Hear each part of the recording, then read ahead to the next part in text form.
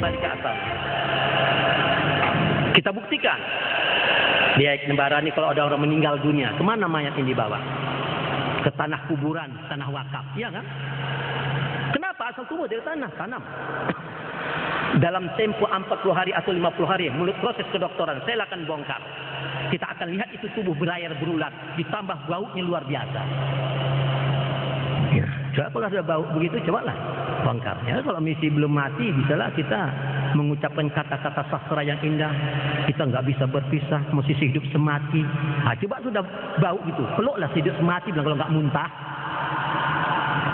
Mana ada istilah hidup semati? Bapak-bapak hidup mati, mati bini kawin lagi bapak. Jangan haraplah hidup mati. Siapa mau mati sama-sama mati? Sudah dibuang ke bait. Kering airnya, mati ulatnya, kembali menjadi tanah. Nah, menjadi tanah. Habis. Sekarang yang akan diminta pertanggungjawaban apanya? Nah, jangan. Jadi kan kita sudah mendengarkan Pak, Ibu, asal kejadian jasad kita kan daif, ya, hina, kotor ya.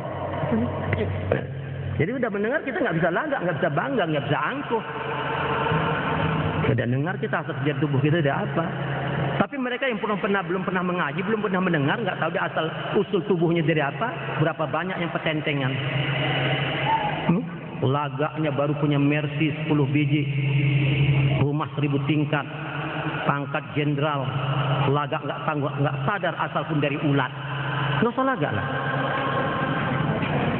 nggak usah lagak lah. Ya, ibu-ibu, bapak rahimakumullah. Bu, kita nggak percaya itu orang mati itu matanya mesti bagus. Percaya nggak? Nah, enggak ya? Saya faktakan, saya main fakta. Nah, mata orang mati itu mesti bagus, tapi nggak bisa melihat. Ya, nah, telinganya mesti bagus, nggak bisa mendengar. Tangannya mesti bagus, nggak bisa memegang. Nah, buktinya matanya mesti bagus. Nah, mari saya buktikan. Sekarang udah banyak di Jakarta. Sebelum bapak ibu meninggal dunia, mau donor mata. Menyumbangkan mata. Banyak di Jakarta, ya, banyak itu mendonorkan mata. Soal hukum gak usah kita bahas malam ini. Ya, ambil donor mata.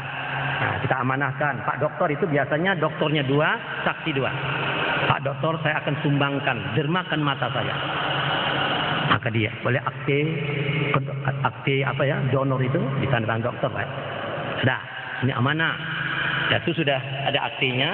Kemudian kita meninggal dunia, dapat informasi kepada dokter bahwa yang akte donor itu sudah meninggal. Diambil dokter ini, mayat dibawa ke rumah sakit, diambillah matanya dengan alat medis ya, ambil.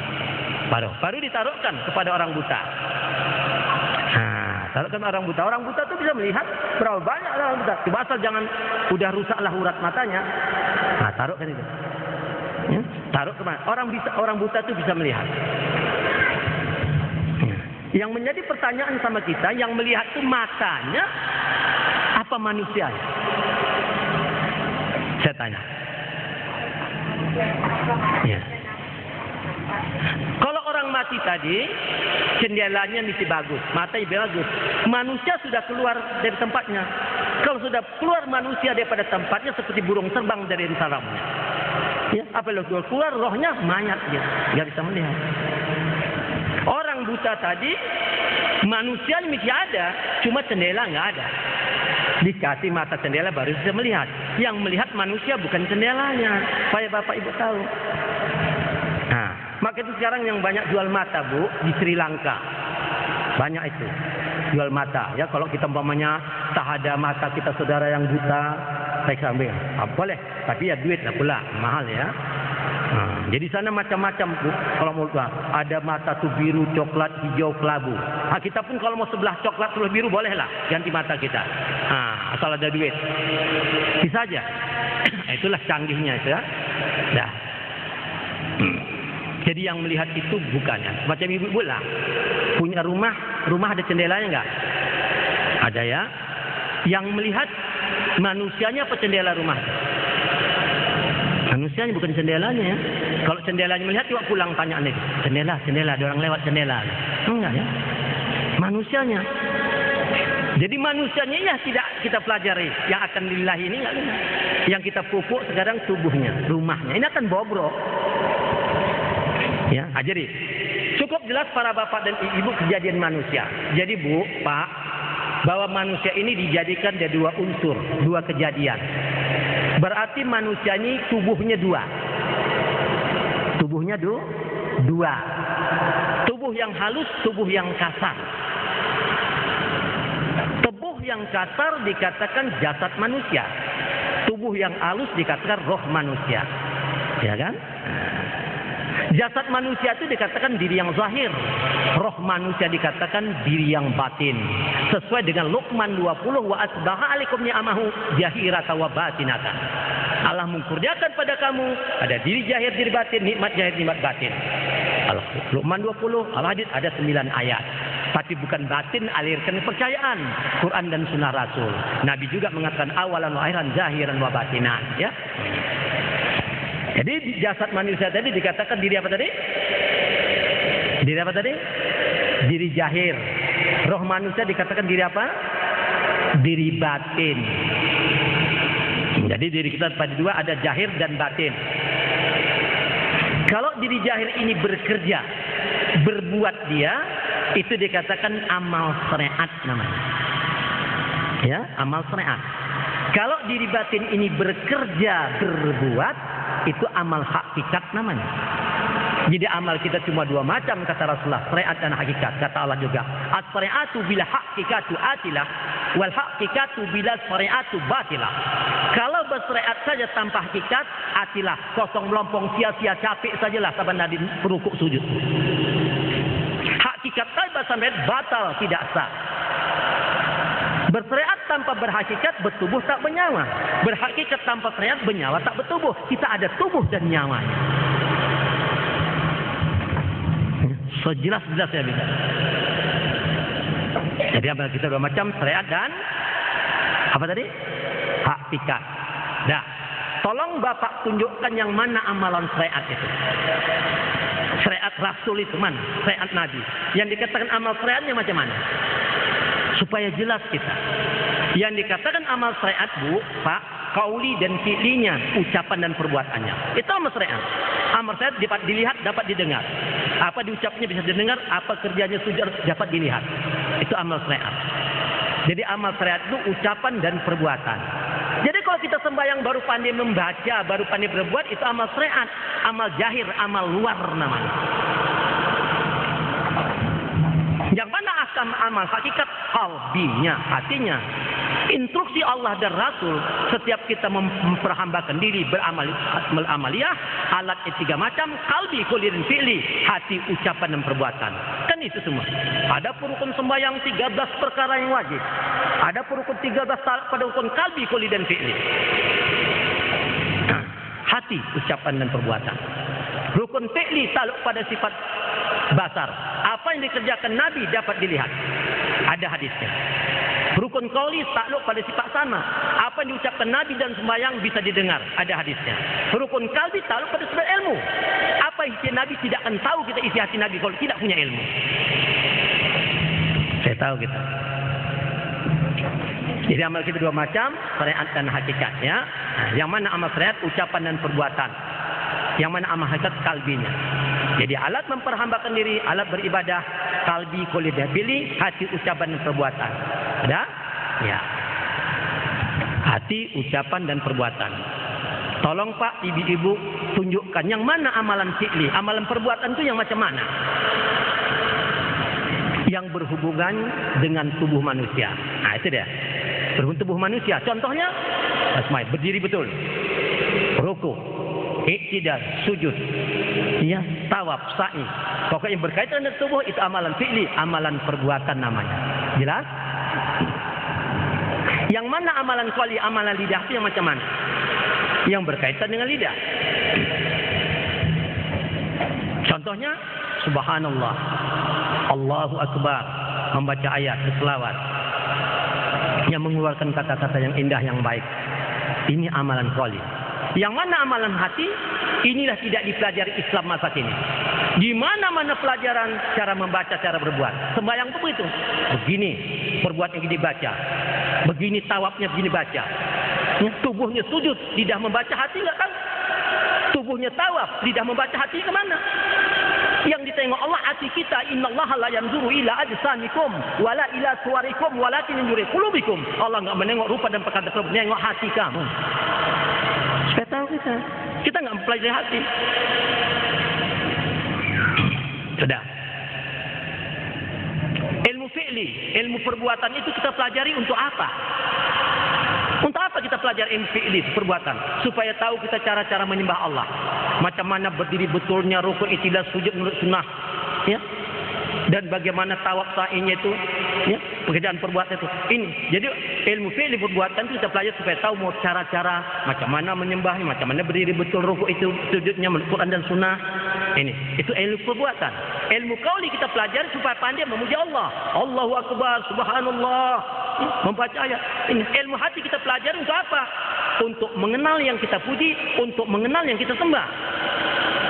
Kalau kita hanya pelajari ucapan dan perbuatan, Allah tidak bisa dikenal dengan ucapan dan perbuatan. Allah tidak bisa dilihat dengan mata kepala. Allah tidak bisa didengar dengan telinga. Allah tidak bisa dirasa dengan lidah. Allah tidak bisa diraba-raba dengan tangan. Dengan apa? Al-ilmu silmani, fa ilmu batini, fi qalbi, fadzalika huwal ilmu nafi'i. Ilmu itu dua macam. Ilmu batin dalam hati itu sangat manfaat. Apa manfaatnya? Maka jabal fuadu mara'a. Tidak dusta, tidak bohong apa yang dilihat mata hati. An-Najmi ayat 11. Mata hati. Tahu bapak-bapak, ibu-ibu mata hati? Ibu tahu mata hati? Mata hati itu apa? Kok bisa mengenal Allah? Kok bisa melihat yang lain? Apa itu mata hati? Coba saya contohkan. Saya ilmiahkan dulu ya. Kita kasih misal dulu. Nah, ibu-ibu coba atau besok nanti malam ibu coba jalan di bawah pokok kelapa sawit. Gelap tuh kan? Gelap nggak bu? Kelapa sawit kan? Gelap ya? Gelap. Ibu jalan lewat situ. Begitu ibu jalan di bawah kelapa sawit yang gelap itu, begitu jalan lewat seekor ular, nampak nggak? Hah? Tidak nampak ya? Nampak? Ibu bisa nampak dalam gelap? Tidak, kan nggak nampak. Kenapa tidak bisa nampak? Kena gelap. Begitulah batas kemampuan mata kepala. Itulah kita lihat. Nah, kemudian jalan lagi di bawah sawit. Bawa jalan bawah sawit, bawa senter. Begitu jalan kita lewat seekor ular. Kita senter. Nampak enggak? Nampak. Kenapa bisa nampak? Karena ada cahaya.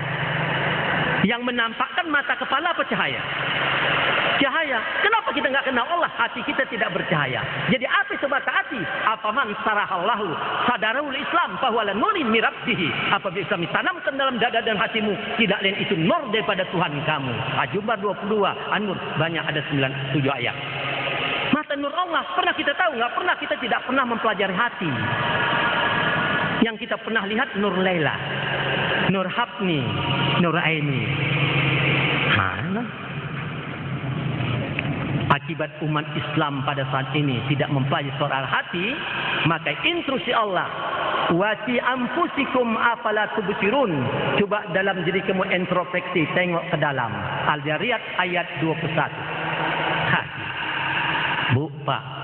Di dalam kehidupan dalam dunia ini, hati ini membawa peranan penting. Disebabkan hati kita bisa pecah belah. Disebabkan hati kita bisa menegakkan kesatuan dan persatuan. Disebab hati kita bisa menyindir manusia tukang fitnah, tukang caci, munafik, menyalah-nyalakan orang padahal dia sesat. Disebabkan hati kita bisa menjadi manusia berakhlak kalimah, akhlak yang mulia, bersopan santun, budi yang luhur.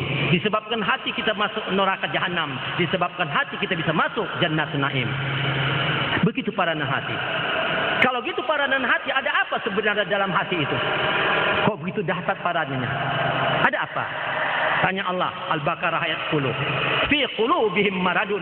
Dalam hati mereka itu ada penyakit. Penyakit. Penyakit apa? Banyak 6.666 ayat Quranul Karim. 6.666 urat di tubuh manusia yang telah diproses oleh kedokteran. 6.666 penyakit dalam hati manusia. Bukan sedikit. Penyakit yang paling bahaya. Hawa nafsu, iblis, setan, kasih ke dunia. Loba, tamak, rakus, dan bahil. Pemarah, bengis, dendam, kesuman. Hasad, dengki, fitnah, munafik. Ujub, ria, iri, cemburu, dan pengkhianat.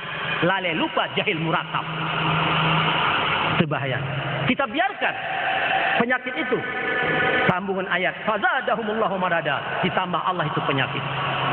Kita biarkan terus-terus. Kita tidak cari antinya, pembasminya. Kita biarkan ujung ayat.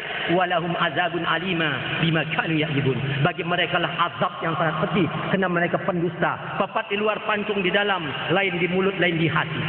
Bak pantun mengatakan atap hati gulung gemulung, bakar sampah buang syaratnya. Ibarat gunting makan di ujung mulut manis, apalah gunanya. Allah Akbar kata lidah tapi jengkol yang diingatnya. Ini. Macam mana membersihkan hati? Likuli sayin faqatun, kata Rasulullah. Ya, segala sesuatu ada pembasminya, pembersihnya. Alat membersihkan tubuh manusia pakai air. Menurut ilmu fikih, tandanya bersih, hilang bau, hilang warna, hilang rasa. Alat menyucikan hati pakai apa?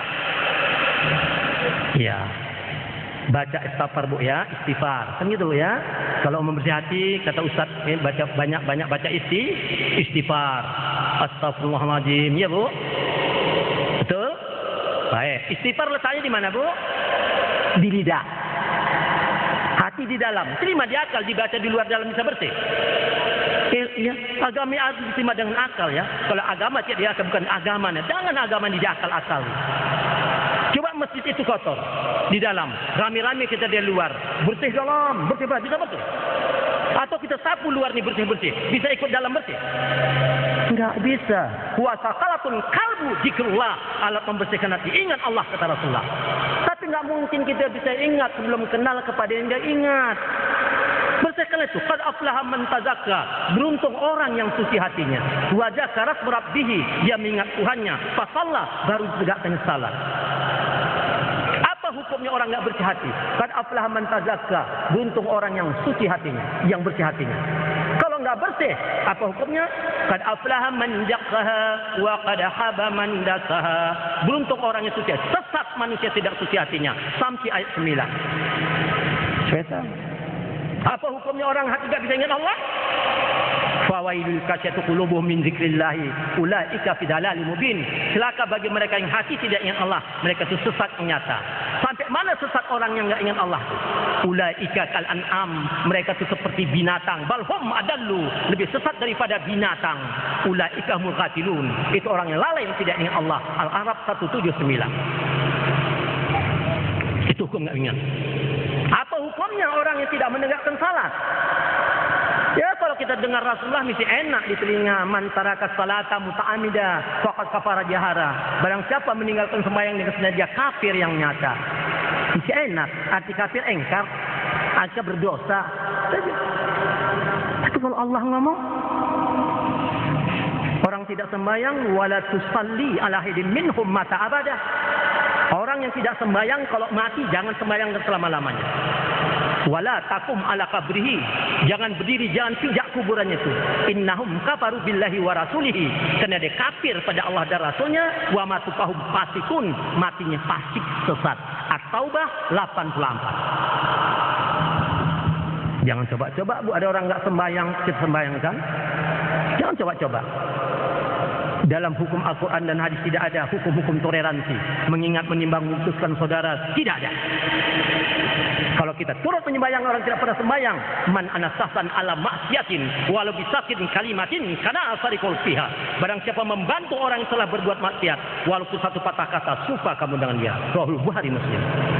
Jangan coba-coba. Allah itu maha pengasih, maha penyayang, maha kejam. Orang yang tidak mengingatnya. Nah, saya tahu sudah. Nah, cuma kadang-kadang soal mengingat bu. Bagaimana orang yang dikatakan bersih hati itu macam mana? Ingat Allah, oh bukan. Itu kalimat kedua ini. Ayat 2. Wa zakar rabbih ini. Ini kalimat kedua. Enggak mungkin disebut sebelum hatinya bersih. Orang yang dikatakan hati bersih, dia hati mengenal Allah. Itulah. Dapat kenal baru wajah karena baru bisa diingatnya. Sudah kenal bisa ingat boleh sembahyang. Fasallah maka tegakkan salat. Toha surat Al-A'la ayat 14. Kenapa sekarang kita hati kita tak kenal Allah, sembahyang tak apa kita ingat? Ya? Apa penjawabnya itu? Bal tu'siruna al-hayatad dunya wal akhiratu khairu wa abqa. Karena mereka mabuk gila dunia. Dia enggak sadar akhirat kekal selama-lamanya. Nah, cuma masalah kadang-kadang ingat ini salah pengertian nih Pak. Nah, kata orang sembahyang itu ingat. Sembahyang bukan ingat perintah kerja jadi kan? Tegakkan sembahyang untuk ingat. Nah, sembahyang bukan ingat perintah kerja, tegakkan salat. Salat itu kita kerjakan untuk mengingat yang memerintah. Yang kita ingatkan perintah Allah, zuhur asarnya. Allahnya kemana ingat? Ada yang mengatakan ingat itu subhanallah, alhamdulillah itu bukan mengingat, memuji Allah. Kalau sembahyang itu ingat, subhanallah, alhamdulillah itu mengingat, praktekkan 11 ayat Quran. Pertama An-Nisa ayat 103. Uzkurullaha zikran katsira. Fadzkurullaha qiyaman wa qu'udan wa ala junubikum. Ya, banyak-banyak ingat Allah waktu duduk, berdiri, berjalan, berbaring di mana saja berada. Dalam jalan pun kita ingat Allah. Kalau sembahyang ingat Allah, silakan sambil jalan sembahyang, bisa enggak? Coba bikinkan. Kan enggak bisa, berarti bukan ingat. Kalau subhanallah alhamdulillah dikatakan ingat, silakan sambil jalan. Ibu pergi belanja. La ilaha illallah subhanallah, mau mana ibu belanja? Alhamdulillah, gila ibu ni kata orang. Kan masuk akal. Atau dalam WC lah. Sebab Allah di mana saja ingat. Biar di WC. Kalau di WC enggak ingat Allah, mati di tempat kotoran dicampakkan Allah ke kotoran sana. Nah, kalau dikatakan la ilaha illallah subhanallah itu ingat, silakan sambil buang air besar. Subhanallah, la ilaha illallah, pret, alhamdulillah, haram hukumnya. Allah ada menjelaskan, cuma kita enggak mengerti. Kalau enggak punya ilmunya. Al-A'raf 205. Dijelaskan Allah yang soal mengingat. Wadzkur rabbaka, ingat Tuhanmu, pakai otak. Di mana diingat? Fi nafsika, dalam diri kamu. Tadaruan dengan lemah lembut, rasakan betul-betul. Wahifatan najhi milal qoli, bukan disebut-sebutkan pakai lidah. Bil ghurwil asal, dari pagi hingga petang. Wala takum minal ghafilin, jangan kau lalai-lalaikan. Jangan lupa. Al-Arab 205. Oh, tidak disebutkan, dibikin di dalam. Gitu. Macam mana? Enggak bisa. Kau enggak kenal. Nah gitu Bu ya. Kita belajar Bu ya, ini ada tingkatan kata Nabi, as-syari'atu aqwali wa tariqatu ihwa ahwali wal haqiqatu ihwali wal ma'rifatu rasul mali. Ya, bersyariat, bertarekat, berhakikat dan bermakrifat. Ya. Ilmu syariat Bu. Ya. Ilmu syariat kita pelajari yang berhubungan dengan ucapan dan perbuatan. Kemana saja ibu belajar syariat Islam, ke Mesir, ke Madinah, ya, hanya diajarkan ucapan dan perbuatan. Pulang ke Semali, hukum ucapan dan perbuatan tidak ada. Jangan berbuat begini, tidak boleh. Berbuat yang bagus. Ucapannya, jangan bicara begini, bicara yang bagus. Amalnya begitu, begini berdirinya, begini baca. Begini rupanya. Yang diajarkan syariat itu ucapan perbuatan. Jadi ilmu syariat berhubungan dengan ucapan dan perbuatan. Habis. Batas ilmu syariat dapat kita pelajari sampai yang nampak. Yang tidak nampak tidak bisa dipelajari dan ilmu syariat. Sekecil-kecil sampai titik. Kita bisa tunjukkan. Dalam titik tidak bisa lagi. 30 juz Quranul Karim. Terhimpun menjadi 114 surat. 104 surat terhimpun menjadi 6.600 ayat. 6.600 ayat terhimpun pada suratul Ummul Quran, Fatihah. Fatihah terhimpun dari Bismillah. Bismillah tunduk kepada ba tunduk sama titiknya. Sampai titik bisa ditunjukkan. Dalam titik tidak bisa dipelajari ilmu syariat. Supaya tahu gitu. Dia kalau tingkat syariat adalah pelajaran kita, jangan salahkan orang bertarekat. Jangan. Baru pandai ngomong, berbuat. Jangan disalahkan orang lah. Ya. Jangan. Jangan salah. Tarekat bukan pelajaran syariat. Tarekat itu jalan, bahasa Indonesia. Tarekat bahasa Arab, bahasa Indonesia jalan. Nah, jadi kalau tanya orang apa itu tarekat, jawab jalan. Jangan tanya orang apa tarekat, gila. Bukan itu arti bahasa Arab. Gila bahasa Arab kan majnun. Tarekat Tarekat bahasa Arab maksudnya jalan. Nah, silakan ibu-ibu sana ke Rantau Perapat ya, tengok di simpang jalan itu kan banyak. Jalan Imam Bonjol, Jalan Sudirman, Jalan Ahmad Yani, kan gitu. Coba ibu pergi ke Mekah, di simpang-simpang besar sana. Tariqim Masjidil Haram, Tariqim Jeddah, Tariqim Madinatul Murah. Coba deh, Tariqim. Menanya jalan pun kalimatnya tarekat. Ya uhti fain tariqim fil Masjidil Haram. Mana jalan kirim Allah? Orang tawaf itu yang dipikul, yang nggak bisa jalan dipikul ditandu itu, minta jalan, tarik, jalan. Artinya jalan. Supaya tahu. Nah. Jadi tarekat itu bukan jalan, bukan pelajaran syariat. Tarekat itu jalan untuk mengetahui hati. Jadi orang pertama belajar tarekat dia supaya tahu hati. Nah, cuma kadang baru masuk tarekat tamat, mana ngerti dia. Dikira itu udah di BA tamat, saya tahu. Nah, tambah bodoh dia tuh. Udah, ilmu tarekat jalan untuk mengetahui hati. Itu orang tarekat pertama.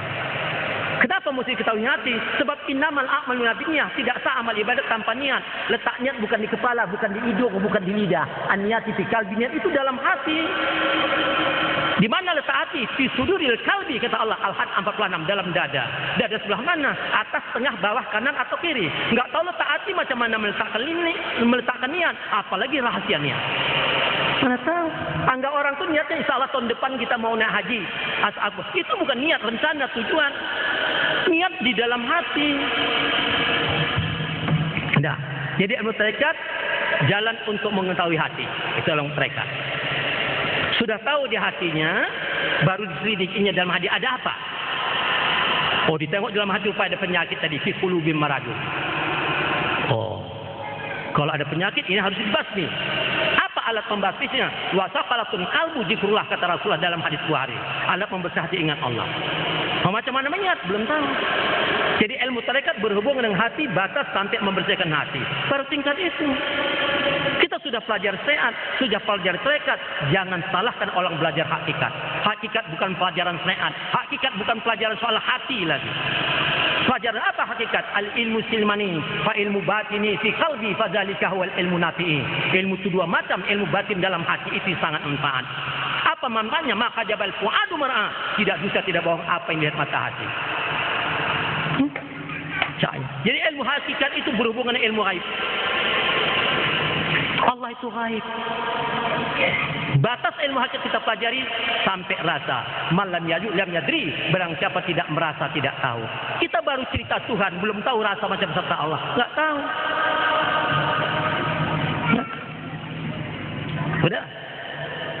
Sudah pelajar syariat, sudah pelajar tarekat, sudah pelajar hakikat. Jangan salahkan orang belajar makrifah. Kita belum sampai situ, itu tinggi. Makrifah bukan pelajaran syariat, makrifah bukan pelajaran tarekat soal hati, ya. Makrifah bukan pelajaran soal hakikat lagi. Tapi makrifah dia kata Rabbu Rabbi birabbi. Hubungan antara Allah. Aku memandang Allah dengan Allah, aku memandang Allah dengan Allah. Batasnya man arafa rabbah fasal jasad. Barang siapa mengenal Tuhannya maka karamlah dirinya. Ini jadi jangan salah-salahkan. Kita baru pandai mengucap, membaca dan sembahyang sudah menyalah-nyalahkan orang. Janganlah. Dah. Tingkat beramal pun di 4 macam. Syariat, tarekat, hakikat dan bermakrifah. Tingkat cara beramal. Nah, mempunyai amal syariat lah. Atau sini enggak lah barangkali ya. Nah, kalau orang syariat mempunyai. Tapi bukan di sini bagus-bagus saya tengok. Amal syariat, pemanja bertasbih. Subhanallah, subhanallah, alhamdulillah, alhamdulillah, Allahu akbar. Siapa yang dipujinya, Bu? Kalau dia kata subhanallah, subhanallah, siapa yang dipujinya? Hah? Siapa dipujinya? Allah. Kan ya, Bu? Subhanallah itu kita pujikan Allah, Maha Sungguh Allah. Yang kita. Tapi Allah itu nggak tahu kita kan. Serupa Cina itu. Cina apa nih? Langit dan bumi Allah yang bikin lah kata. Tapi nggak tahu Allah itu. Sama dengan beo-beo itu. Allahu Akbar. Pandai dia. Tapi nggak tahu dia. Beo itu kan binatang. Itu maka kata Allah. Ulaika kal'an, mereka seperti binatang. Balhum adalu. Lebih sesat daripada binatang. Pandai mengucapnya nggak tahu. Nggak tahu. Jadi pandai subhanallah. Tapi nggak tahu dia. Allah itu mana? Itu tingkat syariat. Tarekat enggak. Subhanallah, subhanallah. Siapa yang dipujinya? Hah? Allah, sama saja dengan syariat begitu. Orang terikat subhanallah, subhanallah, yang dipujinya, yang diingatnya itu Allah sesuai dengan Quran. Wa dzkur rabbaka, ingat Tuhanmu di mana? Fi nafsika, dalam diri kamu. Yang diingatnya. Nah, itu betul. Tingkat hakikat enggak lagi. Subhanallah, subhanallah, siapa yang dipujinya? Bukannya diingatnya, yang dirasakannya. Malan yajib dari bang, siapa tidak merasa, tidak tahu. Macam mana rasa Allah? Wa huwa ma'akum aina ma kuntum, Allah beserta kamu di mana saja kamu berada. Coba akan sertakan diri ibu sama es, apa rasanya? Bu, coba dekatkan diri ibu sama apa rasanya? Sama es? Dingin. Coba sertakan diri bapak sama api, apa rasanya? Panas. Coba sertakan diri bapak, ibu-ibu sama Allah, apa rasanya? Itu yang tak tahu aku. Macam mana mau tahu? Coba. Itu tingkat hakikat. Dirasa.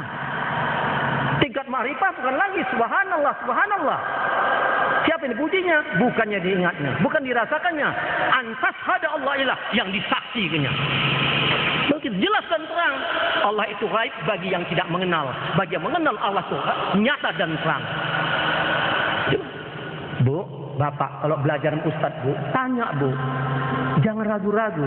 Kalau ustaz itu mengerti, kalau nggak mengerti berhenti dari ustaz. Tanya aja, ustaz. Saya bingung ustaz. Kenapa bu? Bingung. Kalau sembahyangnya kita menyembah siapa Pak Ustaz? Tentu dia menyembah Allah. Kan ya? Kalau menyembah Allah itu lebih bingung saya. Kalau sembahyang kita menyembah Allah, Allahnya di muka, di atas, atau samping Ustaz? Tolong tanya Allah. Mau mana tahu, kalau nggak tahu apa disembah? Kalau sembahyang aja, nampak nggak dapat sih, tahu nggak tahu, Allah punya tahu. Allah yang tahu. Kalau nggak ingat sesatnya, dah. Hanya Ustaz, kita kalau sembahyang mesti menghadapkan muka. Sesuai kita, wajah tuh. Muka yang mana Ustaz kita hadapkan? Tanya dia. Udah, perintah lagi. Kita sembahyang seakan-akan kau lihat ini. Bingung Ustaz. Macam mana melihat Allah Ustaz? Di mana lihat? Di muka apa lihat? Suruh Ustaz baca syahadat. Asyhadu an la ilaha, apa arti Ustaz? Tentu dia artinya aku naik saksi dan. Ya, macam mana menyaksikan Allah Ustaz? Jangan pembohong kita, pandai mengucapkan nggak bisa. Tanya itu, biar sadar Ustaz itu. Ini sekarang, ini ditakut ke Rasulullah. 120 hari lagi Rasul meninggal dunia. 4 bulan lagi mau meninggal. Dikumpulkannya sahabat. Hadir sahabat waktu itu, 60 sahabat. Baca hadis Bukhari. Pak berani. Apa kata Allah? Ya ayuhal ikhwan, wahai saudara-saudaraku sekalian. Ya'ti 'alan nas zamanu la yabqa minal islam ila ismuhu. Akan terjadilah bagi manusia di zaman akan datang, Islam itu tinggal nama. Wala minad dini ila rasmuhu. Agama itu tinggal model, tinggal bentuk, tinggal keturunannya lagi. Wala minal Qur'an ila darsuhu. Quran itu tinggal diucapan, tinggal di bibir. Ya mu'amiru masajidahum wa huwa arabun an zikrillah. Banyak orang nanti beramal di dalam masjid, tapi di dalamnya kosongnya ingat Allah. Asaru al-jalika zamanu ulamahum. Yang paling bahaya di zaman akan datang adalah ulama-ulama. Ini takut ke Rasul. Ulama yang takut ke Rasul. Islam tidak bisa dihancurkan Yahudi, Majusi, kafir Quraisy, Kristus, Buddha. Tidak bisa. Siapapun tidak bisa menghancurkan Islam ini. Tapi Islam itu sendiri, terutama para ulama. Bertanya para sahabat, qultu ya Rasulullah, katakan ya Rasulullah, ulama yang bagaimana engkau takutkan itu? Faqala Rasulullah, berkata Rasulullah, yakuna fil akhir zaman ubadi jahilul ulama fasikun. Akan terjadilah nanti akhir zaman banyak manusia beramal ibadat bodoh-bodoh, tolol-tolol, disebabkan umat fasik, umat sesat. Berapa banyak umat sembahyang enggak tahu menyembah Allah, tak tahu Allah itu berada di mana. Di muka di samping. Ya, gitulah. Ibu? Ya. Mau saya tunjukkan Allah berada di mana? Bapak-bapak mau saya tahu? Ibu mau? Mau ya? Nah, kan kita dengar ustaz-ustaz kan, ibu selalu nengok TV ya. Ustaz-ustaz selalu berkata kan, nah, apa kata ustaz ya? Ini saya tunjukkan. Nah, supaya kita dengarkan kata-kata ustaz-ustaz. Apa katanya? Bapak-bapak, ibu-ibu, saudara para pemirsa, menyerahlah kepada di atas. Mintalah kepada di atas, Bu. Bersujudlah kepada yang di atas. Berarti, Bu, Pak, yang di atas itu siapa? Siapa? Kalau lah Ustaz kami bilang begitu, menyerahlah kepada di atas, mintalah kepada di atas, bersujudlah kepada di atas. Berarti yang di atas siapa? Allah, iya kan? Allah, di atas Allah. Ada dasarnya, ada, Bu, ada 7 ayat. Al-A'raf 54, Yunus ayat 4, Al-Hadid ayat 4, ada 7 ayat. Bunyinya serupa. Inna rabbakumullahu allazi khalaqas samawati wal arda fi sittatin ayamin tsumma stawa 'alal ardh. Sesungguhnya Tuhanmu itu Allah yang menjadikan 7 lapis langit bumi dalam waktu 6 masa.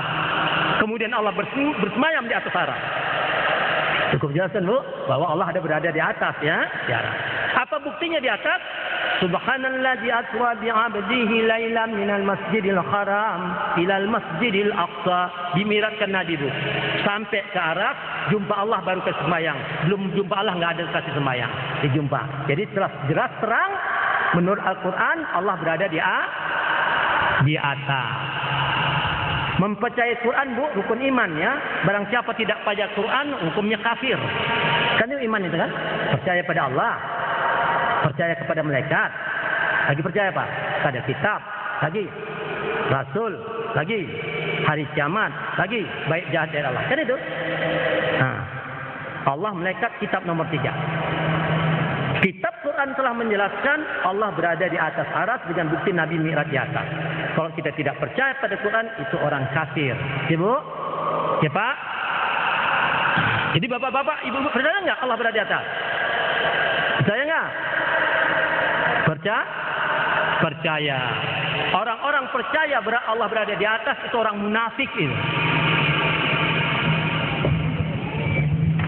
Kenapa munafik? Enggak cocok diucapkan dengan perbuatan. Coba. Kalau Allah berada di atas, kita ucapkan, kuhadapkan wajah mukaku pada Allah. Kita sembahyang mesti menghadapkan muka pada Allah, kan ya? Sedangkan Allah di atas, kenapa sembahyang tak telontang? Allah telontang lagi nih. Asyhadu Allah aku naik saksi kau di atas, ya. Jangan jatuh Allah ketimpa aku nanti. Gitu. Coba. Lain diucapkan, lain dikerjakan. Kalau Allah berada di atas, berarti di bumi ini nggak ada Allah. Kalau Allah berada di atas, berarti Allah kalah sama udara. Udara di mana-mana ada. Kalau Allah berada di atas, berarti yang pertama kali mengenal Allah orang Amerika sama orang Rusia. Naik Apollo. Kita mau naik apa? Orang desa paling tinggi naik pokok kelapa. Coba. Begitu banyak ayat hadis menyatakan kok Allah itu di atas, lupa jawab dengan kafir. Coba, begitu banyak ayat. Cobalah, catat ayatnya lah. Catat situ. Pertama At-Taubah ayat 40. Innallaha ma'ana. Allah itu beserta kita, Bu, bukan jauh. Al-Hadid ayat 3. Wa huwa ma'akum aina kuntum. Allah beserta kamu di mana saja kamu berada. Di mana berada Allah itu? Baca Al-Baqarah 186. Fa iza sa'alaka anni fa inni qarib. Apabila hamba-Ku bertanya pada Muhammad tentang aku, katakan aku dekat. Bukan jauh. Di mana dekatnya? Saya akan baca surat Qaf ayat 16. Wa nahnu aqrabu ilaihi min amri waris. Allah lebih dekat, lebih hampir daripada urat leher. Lebih dekat, lebih hampir. Di mana hampirnya? Saya akan baca Al-Jariyat ayat 21. Wa fi anfusikum afal tubsirun. Coba dalam diri kami untuk tengok ke dalam. Diri mana? Wa asbagha alaikum ni'amahu jahiratan wa batinatan. Diri ada jahir dan batin. Kenapa disuruh menengok dalam diri? Man arafa nafsahu faqad arafa rabbah. Barang siapa mengenal diri, kenal sama Tuhannya. Barang siapa tak kenal diri, tidak kenal sama Tuhannya. Barang siapa tidak kenal sama Tuhannya, pasti salah sembahnya. Orang-orang salah sembahnya syirik dia, neraka tempatnya. Supaya kita tahu, tingkatkan pelajari ini. Jangan kita hanya pandai membaca begitu aja. Ya, kita tahu. Bu, Pak, kalau kita belajar ucapan dan perbuatan, Bu, nanti Ibu buktikan nanti orang mati itu, Bu. Enggak laku nanti syariat Islam itu. Ucapan perbuatan enggak berlaku di dalam sekarat maut. Kita akan buktikan. Kullu nafsin za'iqatul maut. Setiap yang bernyawa, setiap hidup pasti mati. Innal mautal ladzina tafiru fa innahu mulaqikum. Apabila sudah maut mendatangi kamu, kamu tidak bisa menghindar, tidak bisa melarikan diri, karena maut itu yang mendatangi kamu. Ya, surat Al-Jumu'ah ayat 8. Tengok Bu ya, kita pasti mati. Ingat Bu, kita ini ada pinjaman ya. Allah ada meminjamkan buat kita.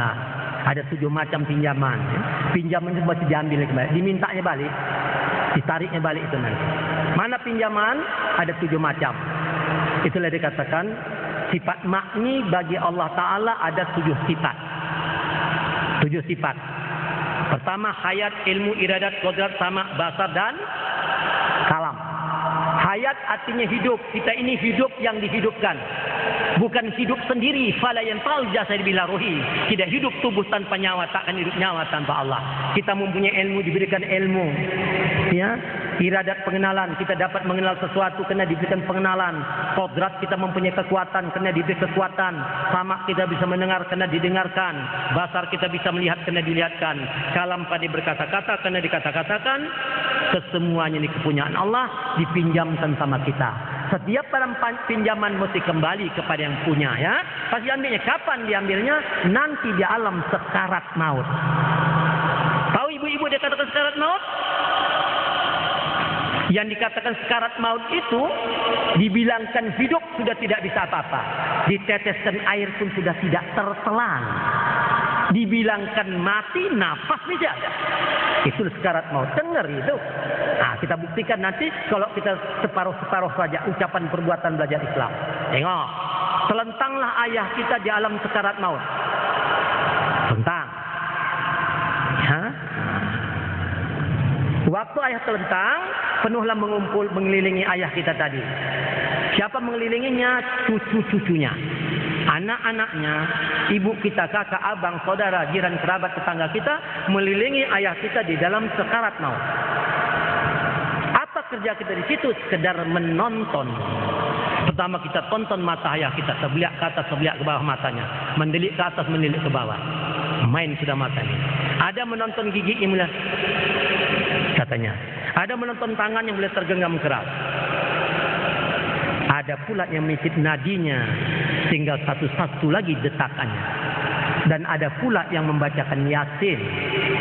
Kalau ada orang mati dibacakan Yasin, tujuan baca Yasin lain tidak ada, supaya cepat mati, kan itu. Coba kalau belum mati bacakan Yasin, kok tempeleng saudaranya kita. Kurang ajar kali, orang belum mati bacakan Yasin pula. Nah, tempeleng kita mau. Tapi kita tengok macam mana Pak, macam mana Bu. Nampak udah tanda-tandanya. Ini jam 3 malam ini. Udah ngantuk, bacakan Yasin cepat mati. Mati dia pulang tidur ngantuk kali. Bacakan Yasin, Yasin Pak tiba mati. Maafin tidur. Habis. Coba. Nah, pada detik-detik terakhir. Bukan detik-detik kemerdekaan.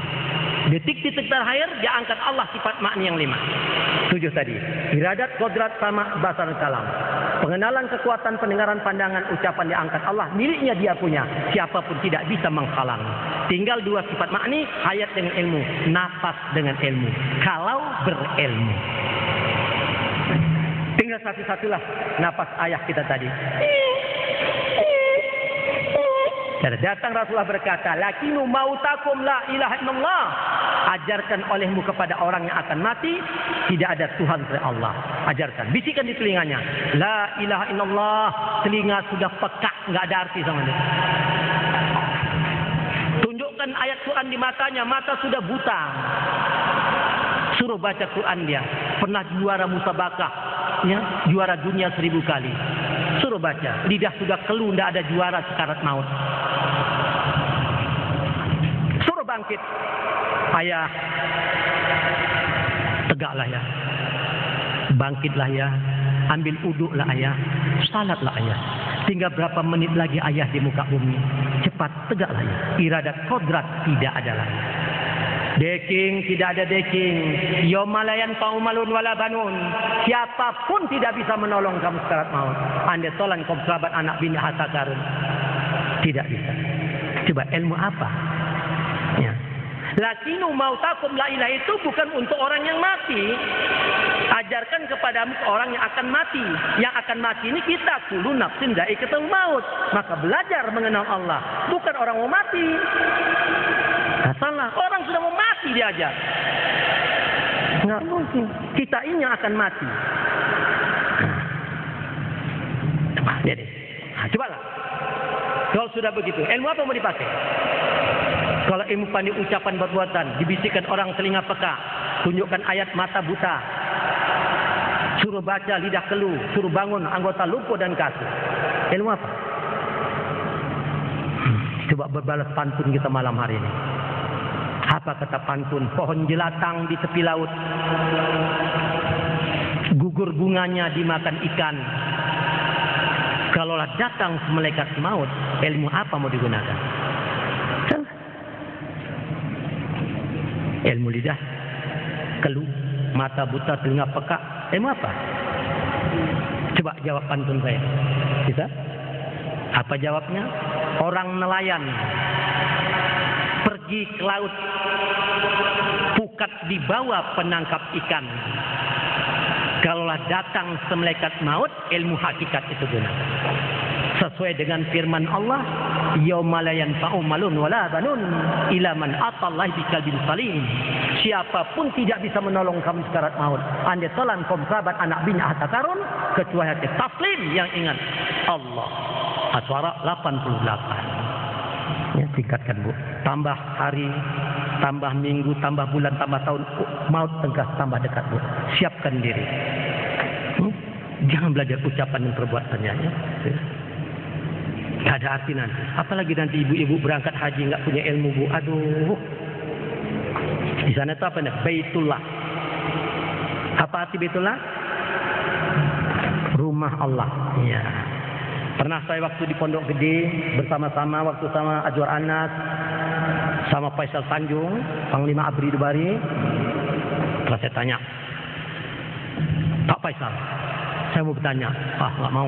Kalau Buya tanya, saya nggak. Yang pantas saya bertanya, bukan itu Pak Faisal. Ini yang saya tanya kenyataan. Waktu Pak Faisal berangkat naik haji sama Pak Harto, itu tanya, itu bolehlah. Jangan tanya macam-macam, agak nggak ngerti aku kan.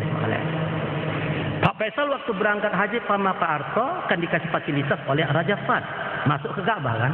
Betul. Masuk orang tuh. Pak Harto masuk. Yang saya tanya, Pak Faisal, itu namanya Baitullah kan? Iya, Baitullah pasti rumah Allah.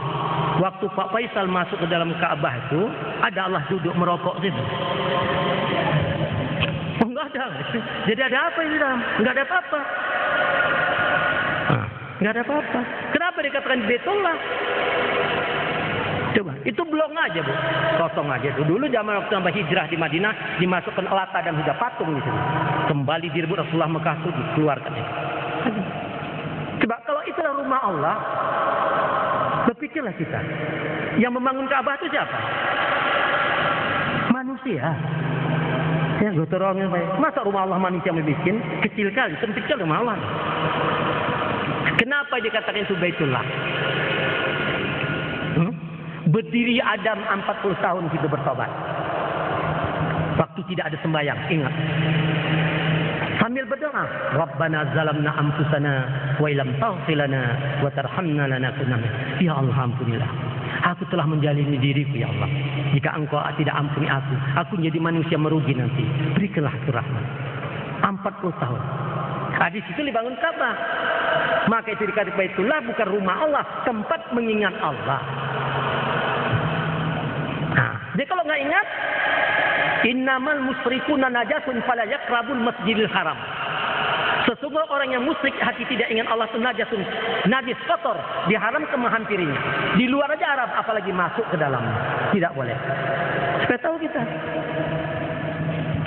Jadi maka itu ada hadis berkatakan nanti di akhir zaman Ka'bah itu banyak yang tawaf binatang-binatang. Kita bingung belum punya ilmu. Dari mana pula binatang bisa masuk? Sedang itu pintu-pintu dijaga ketat. Rupa sudah punya ilmu baru kita tahu. Ulaika kal an'am. Mereka itu seperti binatang, balhum adallu, lebih sesat daripada binatang. Ulaika mughafilun. Itu orang lain yang tidak ingat Allah. Al-Arab banyak yang binatang. Tanya. Nah, coba ibu-ibu di Arafah, apa kata muasasah ketua kloter? Ukuf di Arafah apa ibu kerjakan? Banyak majak baca Quran, Bu, ya. Coba lah. Kalau nanti tanya Ustaz, surat apa, hadis apa, perintah Allah kalau ukuf di Arafah baca Quran? 14 ayat dalam Quran itu. Pertama Al-Baqarah ayat 200 saja, tengok. Fa iza qadaytum manasikum fadzkurullaha katsira. Apabila kamu melaksanakan haji, banyak-banyak ingat Allah. Macam mana bisa ingat? Belum kenal. Kalau disuruhnya baca Quran, macam-macam kita ingat nanti. Dibaca Tabat, teringat Abu Lahab. Baca Amtara, tentara gajah. Dibaca surah Al-Ma'idah, diharamkan atas kamu makan darah, diharamkan atas kamu makan bangkai, diharamkan atas kamu makan daging babi, sepandang awak muncung babi di Arafah. Arti ukuf itu apa? Berhenti. Apa diberhenti? Kata inna sama wal basar wa fuad. Hentikan ingatan, pandang, pendengaran. Itulah. Ingat Allah. Hentikan situ ingat pandangan. Itu ukuf, berhentikan. Ingat pada Allah. Kalau enggak ingat, ma'amila ibnu Adam amalan anjam min ajabillah min zikrillah. Apapun amalan Adam tidak diterima. Dia tidak dapat melepas ajab Allah kecuali ingat Allah. Enggak diterima. Habis masuk kita haji mabrur, dia jadi mabur. Mabur sana, mabur sini. Sampai di sini menjadi ajinamoto namanya. Coba Bu, Pak, ada ustaz ini, surat apa, hadis apa? Orang nggak kenal Allah, nggak ingat Allah, pergi haji, sembahyang, kasih pahala masuk surga. Tolong tunjukkan nama saya.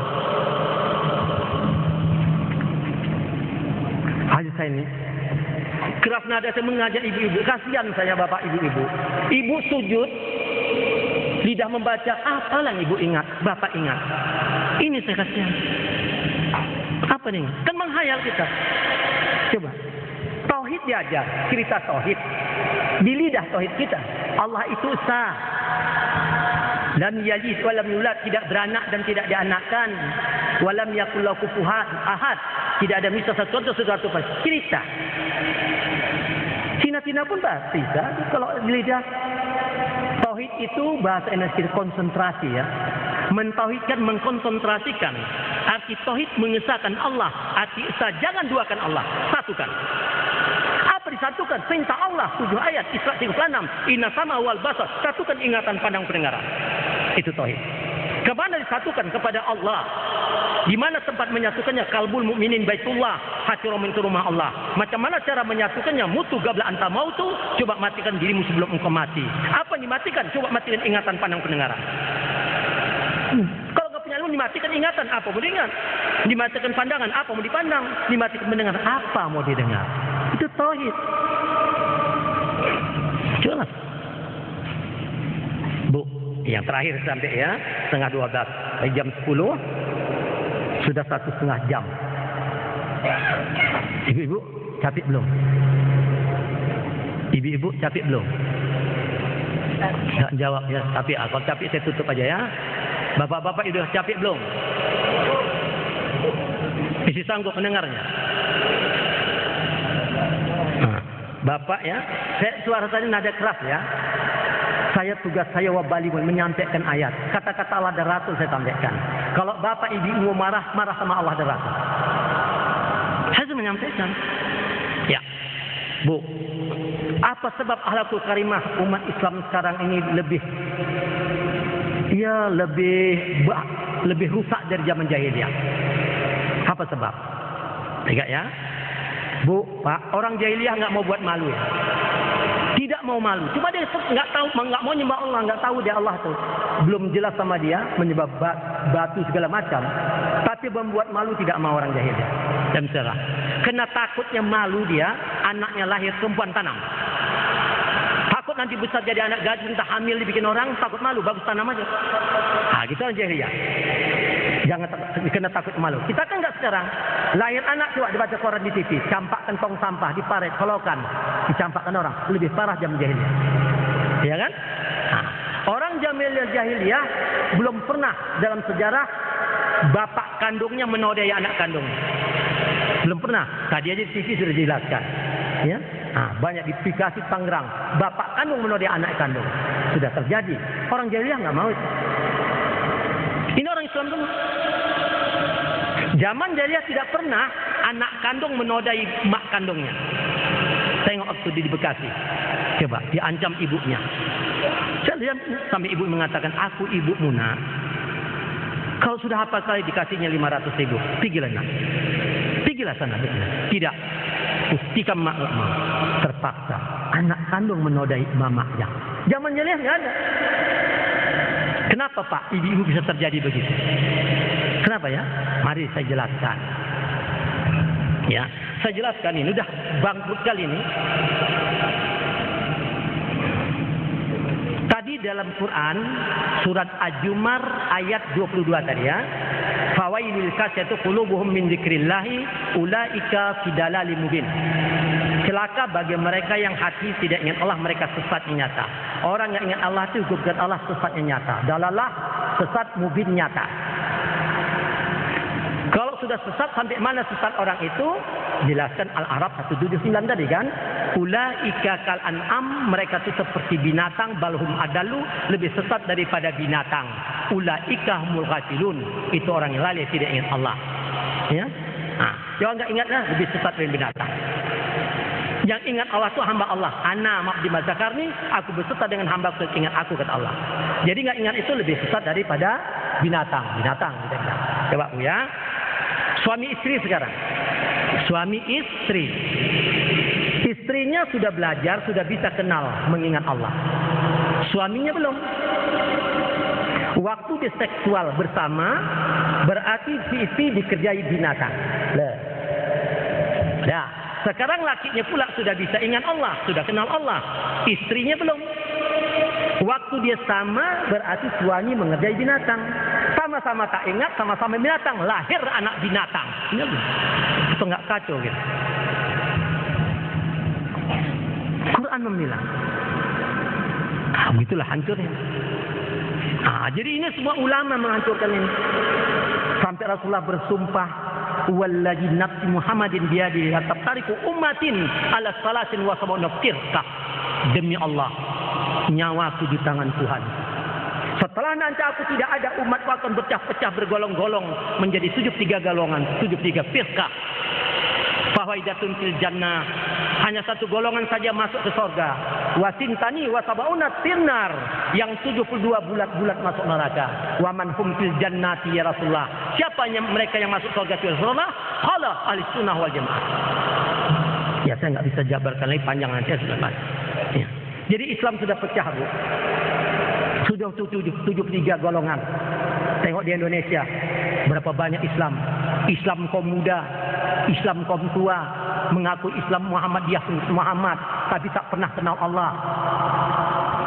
Ya? Islam jamaah, Islam engkara sunnah, Islam Ahmadiyah Qudiyah, Islam Darul Arkam, Islam Jaulah, Islam Sunni, Islam Syiah, Islam lonjong, Islam cebol, Islam gundul, macam-macam Islam di Indonesia. Coba sampai partai Islam sekarang 26 partai, pecah Islam. Baca surah Anfal, An-Nahl, coba baca itu. Kamu tidak bisa bersatu, kata Allah.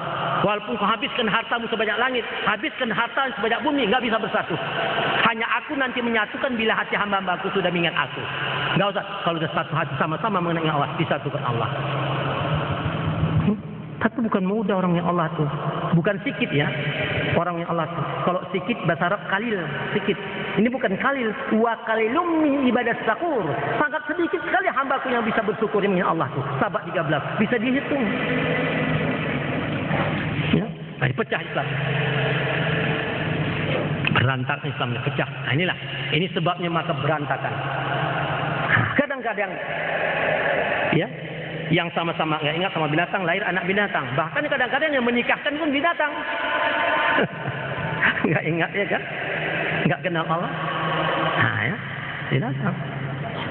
Itulah parahnya.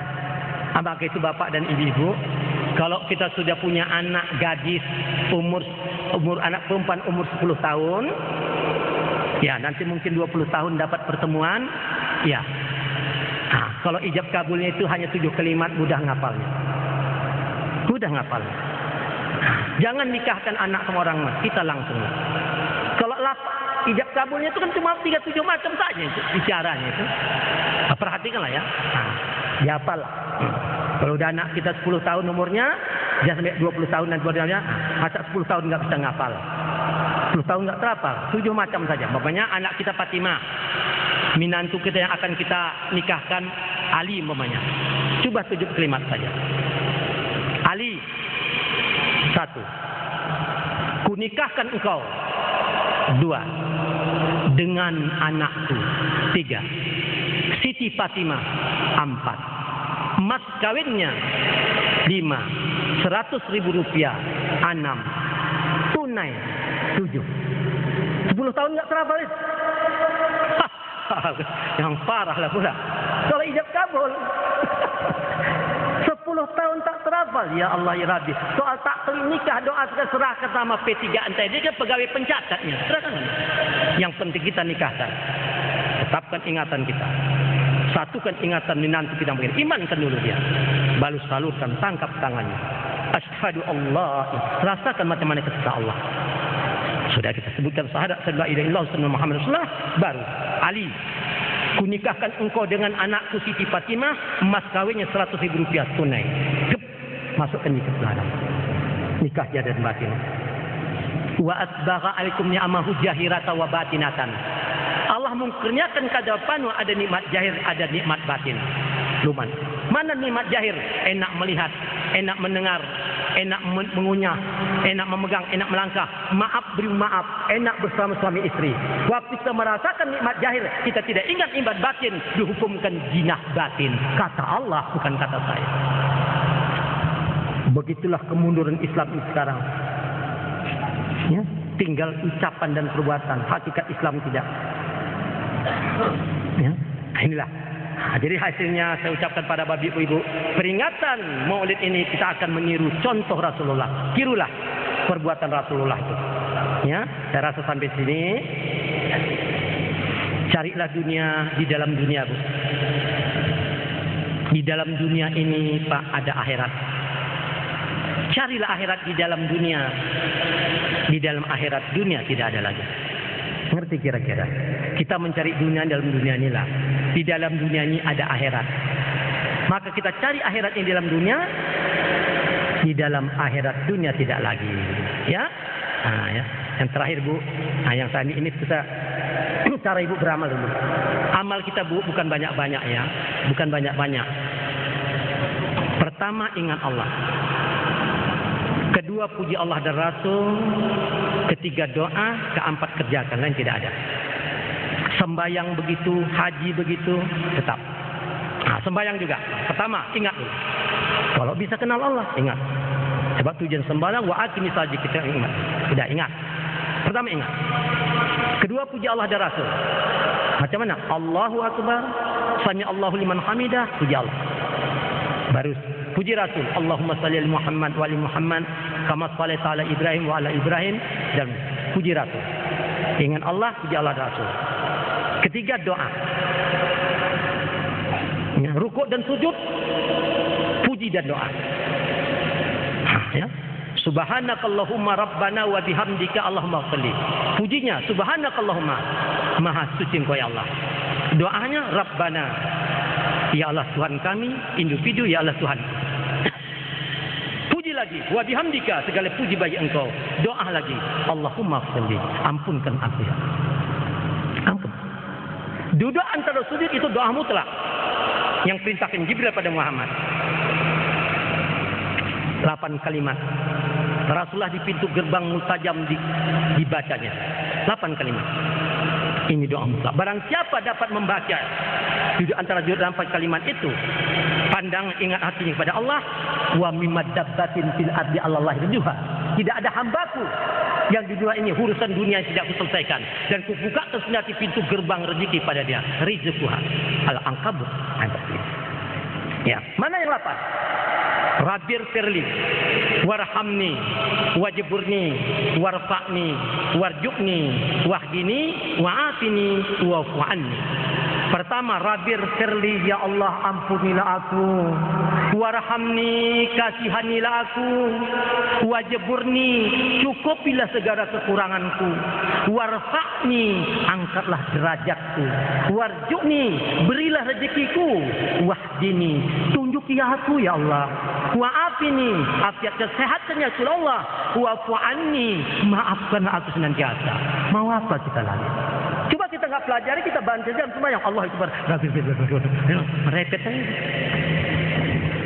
Coba, ada yang kita rasakan, ada yang kita pandang. Kalau kita mau minta sama Allah, Bu, jumpai Allah. Kita tadi mana sih yang mau minta? Jelas terang, baru Rabbir firli, ampunkan aku yang. Ya, itulah. Itu amal.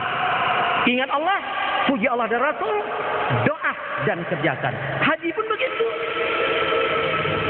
Puji Allah. Wal takut subhanallahi walhamdulillah. Ingat dulu, hati diminta pertanggungjawaban. Hati kalau dipilih, hati kita mengingatkan Allah. Lidahnya memuji Allah, anggota berputar. Ini lidah membaca. Ya, Anda kalau hati ke mana? Tak ingat. Haji lagi. Putus kita. Ya, dah. Kita panggil Pak Haji dulu berdoa tempat kita. Tolonglah berdoa sama mengirim arwah. Sedangkan Pak Haji tak ingat. Yang tidak ingat kata Allah lebih besar dari binatang. Binatang mendoa mana sampai. Yang menyampaikan kepala doa ini kan Allah. Kita nggak ingat Allah, siapa menyampaikan? Ini saja. Saya rasa sampai di sini. Sekian dan terima kasih. Lebih kurang maaf dan batin. Saya sekedar menyampaikan Allah supaya kita dapat mengerti dalam agama Islam ini. Ya, saya ulangi lagi. Saya mohon maaf dan batin. Sekian dan terima kasih. Wassalamualaikum warahmatullahi wabarakatuh.